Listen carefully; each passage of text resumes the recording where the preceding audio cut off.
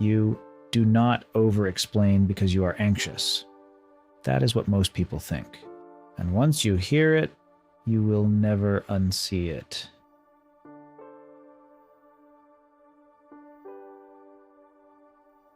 Think about the last time you explained yourself when nobody asked. You rescheduled a meeting, you told them why, you said no, you spent 3 sentences justifying it. You bought something for yourself and spent the afternoon justifying it in your head to someone who never even asked. Nobody asked, and something in you could not stop. That something has a name. It is not anxiety, not insecurity, not low self-esteem, and what it actually is will surprise you. Here's what nobody tells you about over-explaining. It is not a habit, it is not a personality trait, it is your body doing something it was built to do. And the reason it fires in situations that are completely safe is the part that changes everything. In our ancestral past, being rejected from your group was not uncomfortable. It was fatal. No shelter, no food, no protection. The brains that survived were the ones that treated social exclusion as a biological emergency. That wiring is still in you, and here is what that means. Your brain does not know the difference between someone disapproving of you and being exiled from your tribe 10,000 years ago. To your nervous system, they feel identical. UCLA researchers confirmed your brain processes disapproval through the same neural circuits it uses for physical pain. A negative comment, an unanswered message, a moment of unexpected silence. Your nervous system registers these with the same urgency as a broken bone, not metaphorically, neurologically. So when you over-explain, you are not being neurotic. You are running a survival program built for a world that no longer exists. But that explains the mechanism. It does not explain why your threat detector fires so easily, why a neutral email feels like danger. That answer lives in a specific room, at a specific age, before you were old enough to know what was happening. There was a room. Maybe it had someone whose reactions were impossible to predict. Maybe love there came with conditions. And one condition was having a good enough reason for everything you did. Maybe nobody was cruel. Maybe they just always had questions. And somewhere you learned that having the answer ready was safer than being caught without one. Without knowing it, you built a strategy. If I explain myself completely enough, if I make my intentions clear enough, nothing bad can happen. That strategy worked, or felt like it did, and the nervous system filed it away as something that keeps you safe. The problem is, the filing never expires.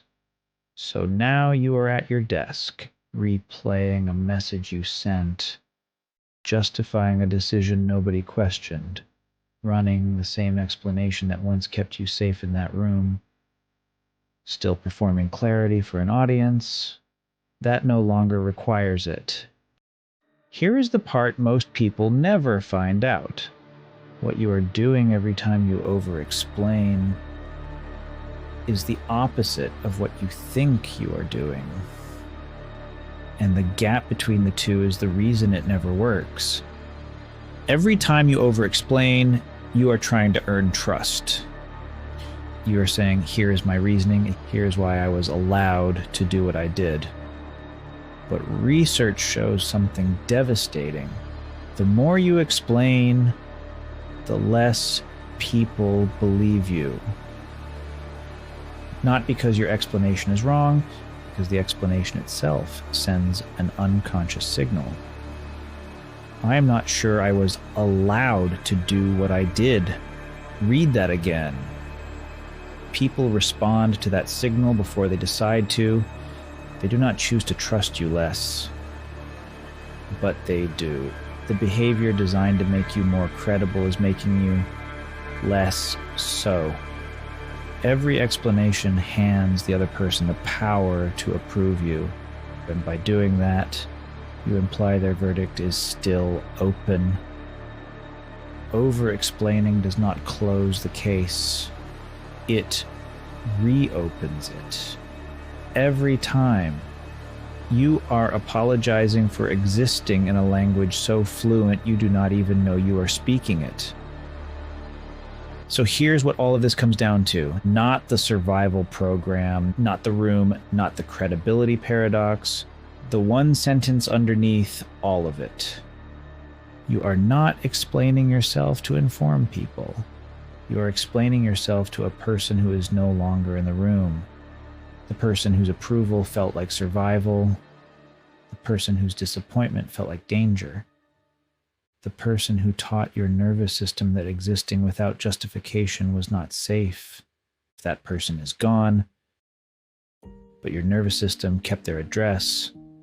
And every time a situation feels like the ones that were dangerous, your body sends the explanation that once kept you safe. To a colleague who never asked. To a friend who meant nothing by it. You are explaining yourself to a ghost. The shift is not learning to stop explaining. The shift is learning to notice the difference between choosing to explain and being compelled to. One is communication. The other is your body still trying to survive something that ended a long time ago. Next time you feel the pull, the urge to justify something nobody questioned, pause. Ask yourself one thing.